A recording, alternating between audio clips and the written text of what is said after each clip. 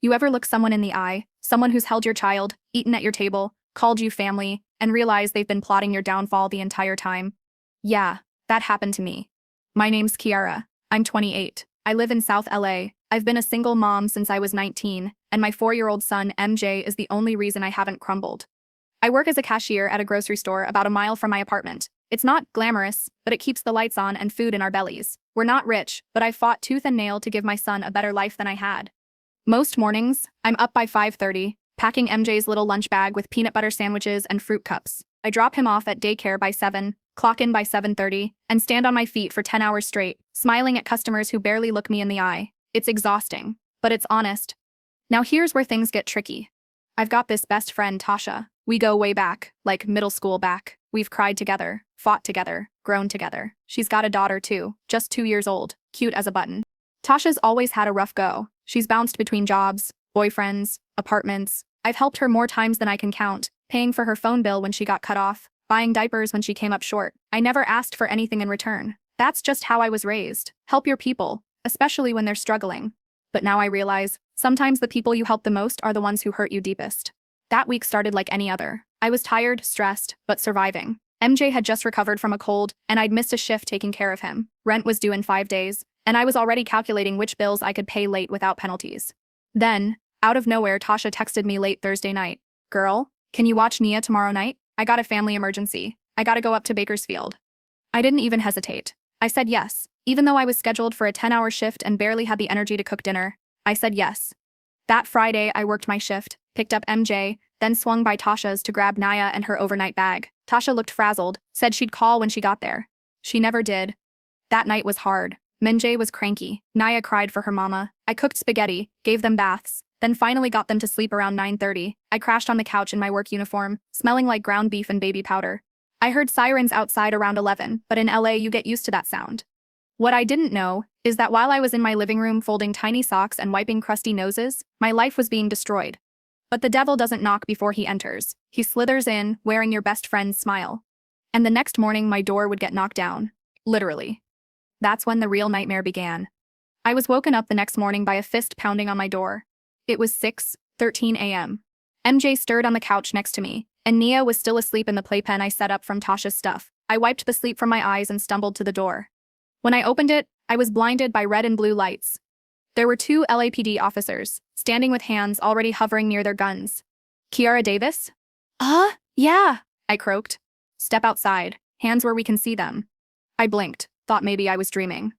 I got 2 kids in here. Step outside now." I did. Barefoot, still in my work shirt with the name tag on it, hair wrapped in a bonnet. My heart was thudding so loud it drowned everything out. They didn't even ask permission. They stormed into my apartment like I was El Chapo. One cop was in the living room, another checking the kitchen. A third walked in moments later and started photographing everything. I said, "What is going on?" One officer barked, "You're being detained for questioning. You have the right to remain silent." I screamed. "Questioned for what? I haven't done anything." And then, just like that, I was in handcuffs, being walked out of my own apartment past my neighbors, while MJ stood crying in the doorway. The entire complex was watching. An older man across the hall muttered something about another one gone. A lady filming on her phone whispered, "Oh my God, that's the girl with the little boy." They put me in the back of the cruiser. My hands were shaking. I kept yelling, my baby's inside." One cop said flatly, "Child Protective Services has been notified." That phrase, notified, hit me like a bat to the chest. They thought I was some kind of threat. In the interrogation room, it was freezing. They wouldn't let me call anyone. They wouldn't tell me what I was accused of. Finally, after what felt like a century, a detective walked in with a manila folder. He dropped it on the table, sat down, and looked at me like I was trash. "Miss Davis," he said, "you want to tell me why your prints are all over a storage unit full of stolen baby formula and EBT cards?" I blinked. "What? What storage unit?" "Don't play dumb," he said. "We found the lease in your name. You've been selling state-issued goods under the table for months. We have an anonymous tip, pictures, receipts." "What tip?" "I have a job. I work at Gordy's Grocer. Check my pay stubs." He leaned forward. "You're looking at felony theft, fraud, conspiracy." I froze. Then it hit me. Tasha. She had my ID once when she needed to borrow it for a package pickup. She had access to my address, my info. I had signed for packages for her before. She knew everything. And now she was setting me up to take the fall for a crime I didn't even know existed. "I didn't do any of this," I said. You're being set up by my best friend." The detective rolled his eyes. "They all say that. They threw me in holding for 18 hours. No food, no phone, no explanation. The only thing that kept me breathing was the thought of MJ and wondering who the hell had him. By the time they let me out, pending further investigation, I didn't even go home. I went straight to Tasha's place. Her car wasn't there. The door was wide open. And the whole apartment? Empty, like she'd never lived there. Furniture gone. Drawers yanked out, dresser flipped. There were marks on the floor where her couch used to be. She vanished and took my name, my trust, and maybe even my son's future with her. I collapsed on the floor and screamed. I was alone. I had nothing. And I hadn't even begun to uncover how deep the betrayal went. I stayed on that empty floor of Tasha's abandoned apartment until my legs went numb, until the last bit of hope I had left in her was gone. She wasn't just avoiding me. She was running. And she'd planned it. The last few weeks came crashing down in my head like glass. The way she asked for my ID, the way she insisted I trust her with packages, the sudden interest in helping me watch MJ, even the day she cooked dinner without asking. It was like she was softening me up, planting little seeds, using me, then ghosting me the second it worked. I rushed back to my place, praying MJ was somehow there, but the door was busted from the cops' forced entry. Inside was a mess, playpen tipped over, diaper bag half spilled, the whole place looking like a war zone. But no MJ. No note, no voicemail, no nothing. I screamed so loud, I thought my lungs would burst, and then I ran. I ran to every neighbor's door who'd ever smiled at us. Mrs. Lopez in 3B, who gave MJ $1 once for his birthday. Andre in 2D, who always held the door open for us. Even cranky old Mr. Jean on the first floor. "Did you see where my son went? Did anyone take MJ? Please." They all shook their heads. I ended up in the parking lot, dialing every hospital, every shelter, every CPS office in the county. And finally, around 10 p.m., a woman at Child Protective Services confirmed MJ was placed in emergency foster care. I went cold. I asked where. She said she couldn't disclose it over the phone, said I'd have to come in, prove I was his legal guardian, go through an evaluation since I'd been arrested. But I didn't do anything. I sobbed. "You'll need to speak to your caseworker," she replied, like it was nothing. That night, I didn't sleep. I couldn't go home. I didn't have a door that locked. I didn't have a plan. I barely had $20 in my bank account. I slept in my car. Next morning, I went straight to CPS. I brought MJ's birth certificate, my pay stubs, letters from my job, even photos of me and him from the park. I told them everything. And they just said they'd look into it. Said I'd need to take parenting classes, get evaluated, and maybe they'd consider letting MJ come home. I said, "He is home. I'm his mother." They stared at me like I was an inconvenience. Like I wasn't a victim, just another statistic. I left feeling hollow. But it got worse. Because 2 days later, I got a call from my manager at Gordy's. "Kiara, you're on suspension until the investigation clears. Corporate doesn't want your name connected with the store." What? I didn't do anything. You know me. "I'm sorry," she said. "You were great, but it's out of my hands." My heart dropped. Job? Gone. Son? Gone. Best friend? Betrayed me and vanished. And now, I had a felony pending against my name. And then just when I thought I'd hit bottom, my phone buzzed with an unknown number. I answered. All I heard was a laugh. Tasha's laugh. "Hey Kiki," she said, using the name only my closest friends ever used. "Just wanted to say, thanks. You were real helpful. Hope MJ's not giving foster care too much trouble." "Where is he? What did you do to him?" "Oh, sweetie, you really thought we were friends?" "Tasha, I swear to God."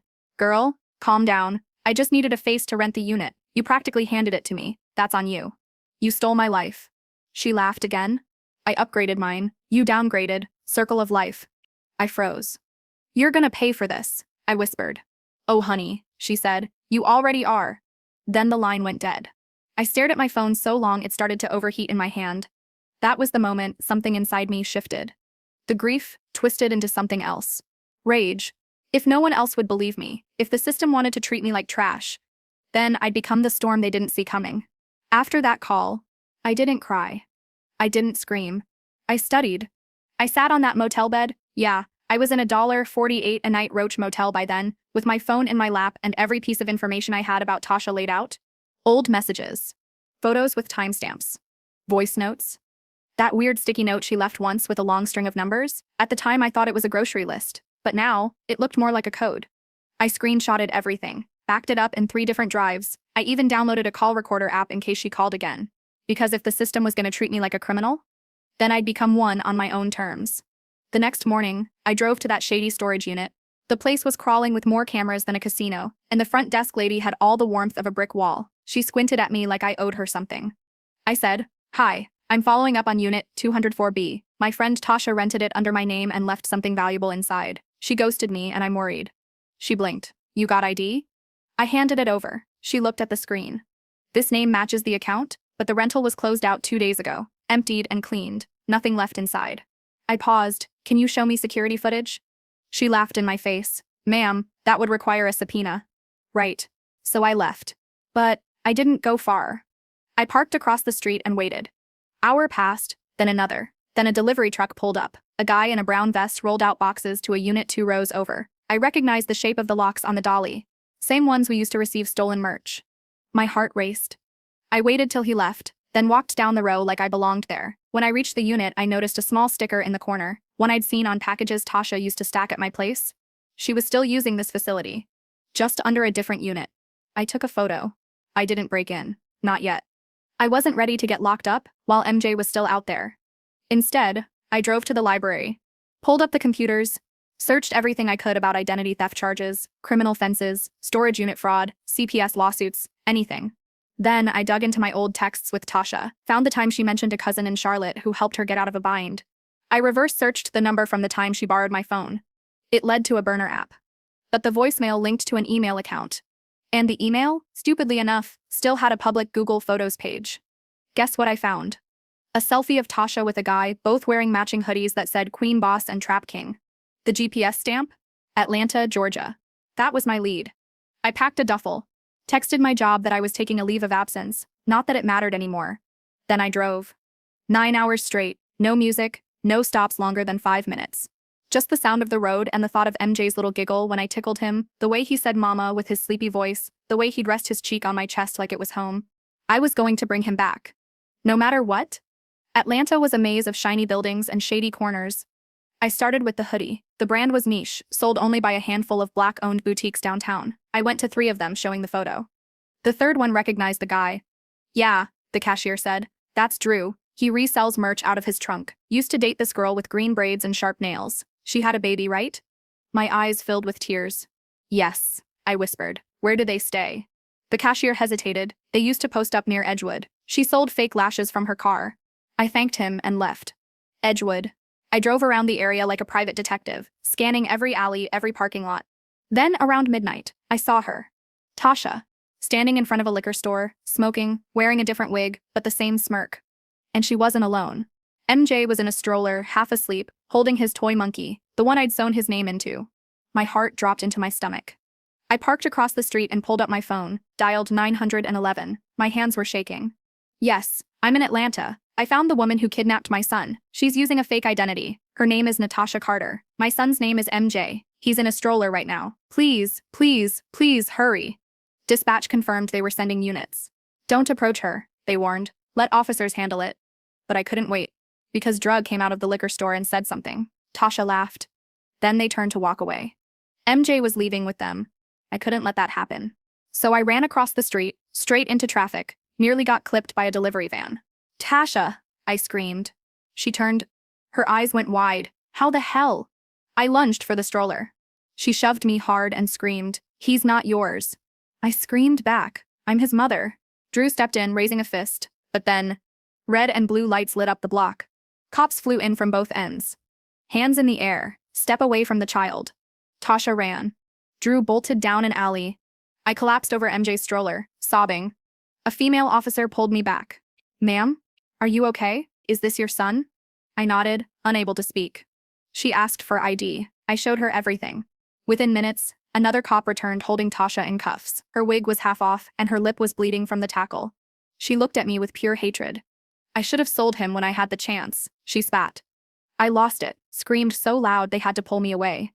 At the station, I gave my full statement. Turns out, Drew had multiple warrants. Tasha was wanted in 2 states for fraud. MJ was taken to the hospital. He was fine, a little underweight, some bruising on his legs. But he was safe.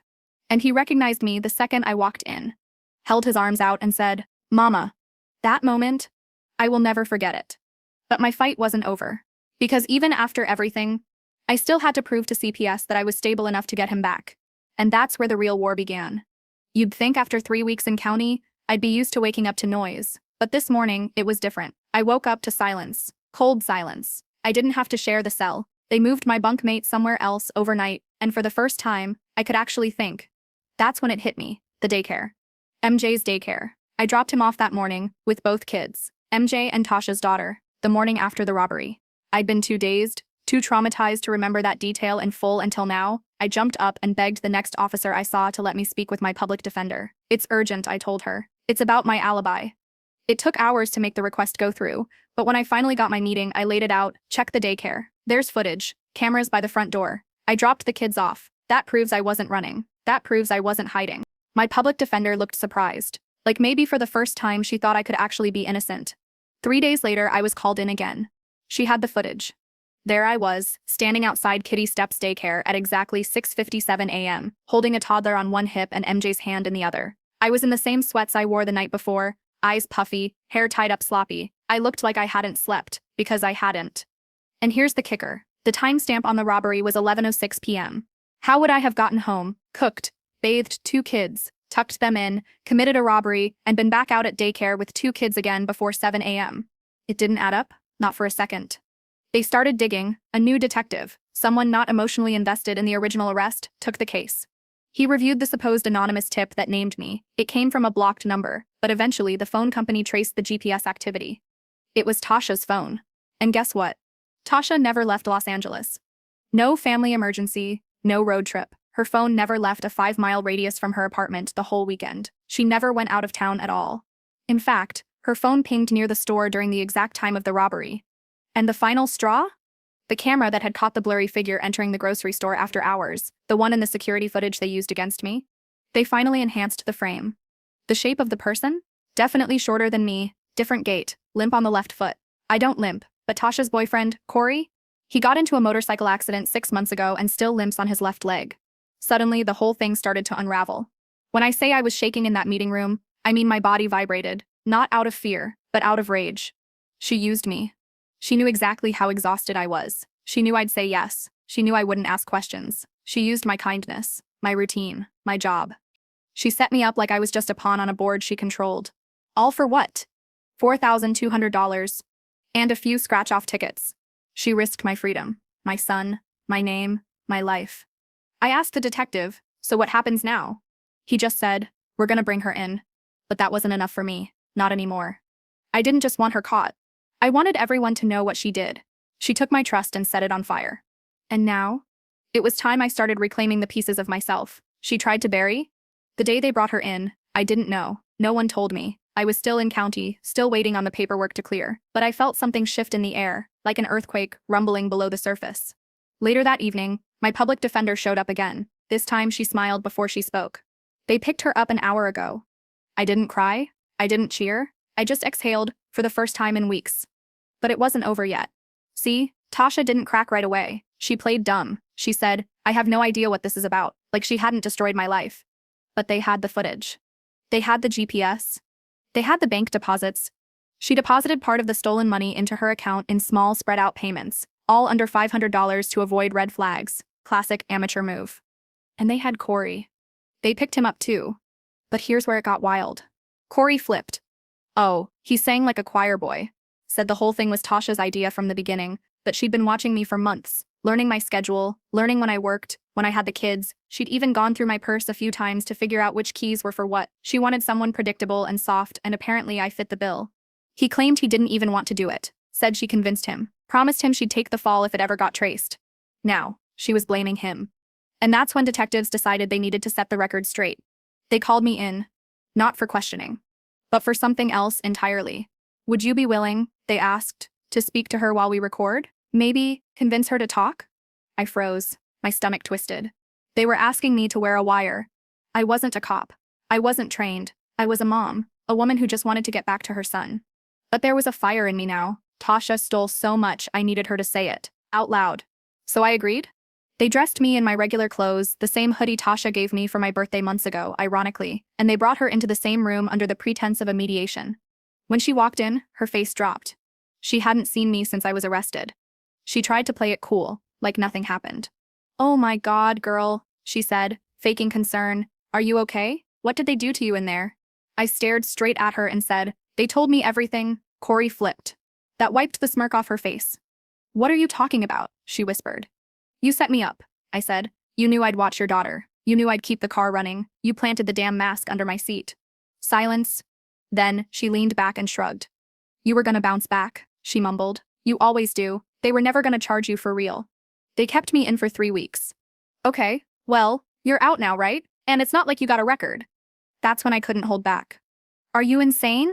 I said, my voice cracking. "You used my son, my home. You could have gotten me locked away for years. You made me feel like a criminal in front of my own child." She paused, then laughed. Actually laughed. "Oh, please," she said. "You act like you were Mother Teresa. You needed a wake-up call. You were too comfortable, too soft. That's why I picked you." My jaw clenched. Every muscle in my body wanted to lunge across the table, but I stayed still, because I knew every word was being recorded. "I picked you," she repeated, "because I knew you'd never fight back." I looked her dead in the eyes and said, "You were wrong." The door opened. Detectives walked in. Tasha jumped up, yelling, "Wait, this wasn't part of the deal. She tricked me." They cuffed her right there. She kicked, screamed, called me every name in the book, but I sat in silence, calm, while they read her rights. They finally had her confession. On tape, her trial was set. But me? I still had another battle to face. Reclaiming my name, my job, my motherhood, my self-worth, and the worst part? I still had to tell MJ why Miss Tasha would never be coming back. Because how do you explain betrayal when it wears the face of someone you loved? The trial date was set.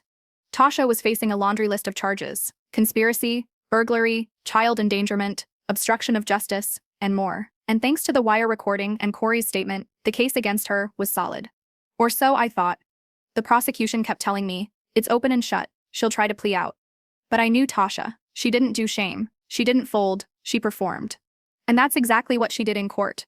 The first day she showed up in a pastel blouse and fake tears, holding a photo of her daughter like she was the victim. She even got a new lawyer, a slick private defense attorney funded by somebody, because I sure as hell knew she couldn't afford that guy on her own.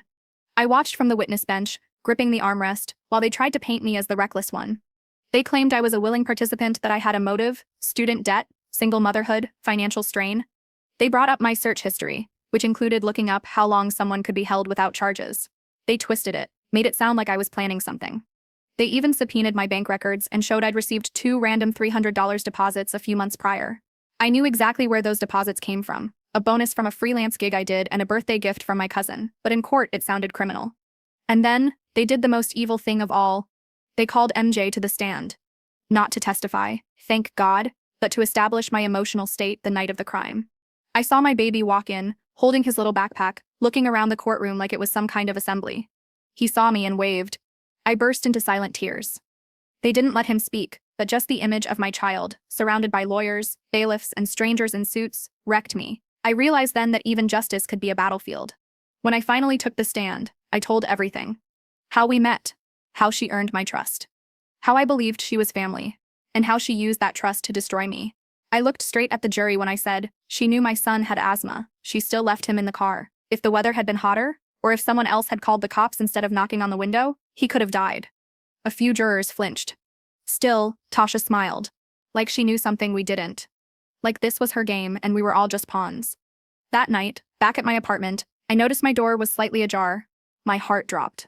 I pulled out my phone, ready to call 911. But nothing was missing. No drawers ransacked, no furniture moved. Except, MJ's favorite blanket was on the floor. He never left it there. Ever. I checked the kitchen. The knife block? One knife was gone. That's when I panicked. I called the police. They did a sweep, checked the windows, the locks, everything. No signs of forced entry. They told me I probably just forgot to close the door all the way. I hadn't. I never do. I bought a new deadbolt the next morning and installed it myself. Then I got a restraining order, even though Tasha was behind bars awaiting trial. Something didn't sit right. Because what if she wasn't working alone anymore? What if someone else, someone she manipulated, was still out there? A week later, my suspicion was confirmed. The prosecution called me in for a private meeting. They had discovered something new, something disturbing. Tasha had been writing letters from jail, not to her daughter, not to Corey, but to a man named Darren Briggs. That name meant nothing to me until they pulled up the visitor logs from the jail. Darren had visited Tasha 7 times. He was in his early 40s, previously arrested for home invasion and stalking, but never convicted. And guess what? He worked at the building across from my apartment. Security cameras caught him loitering near my place days before the trial began. The missing knife. The open door. MJ's blanket on the floor. It was him. They arrested Darren 2 days later. In his backpack. My missing kitchen knife. A photo of me and MJ from our fridge. And a handwritten note from Tasha that read, "If she wants to play games, remind her who taught her the rules." My skin went cold, reading that. She wasn't trying to escape the charges. She was trying to make me disappear before the trial ended. But it backfired. Once the letters were entered into evidence, her defense collapsed. Even her fancy lawyer walked out after that. Tasha was convicted on all counts. Corey pled guilty and got 3 years with probation. Tasha, she got 25. But even as they led her away in cuffs, she didn't scream, didn't beg. She just stared at me with this twisted calm in her eyes and whispered, "You were never supposed to survive me." That night, I slept with every light on, because winning the trial didn't mean the war was over. Not when someone like her could twist love into poison and call it a favor.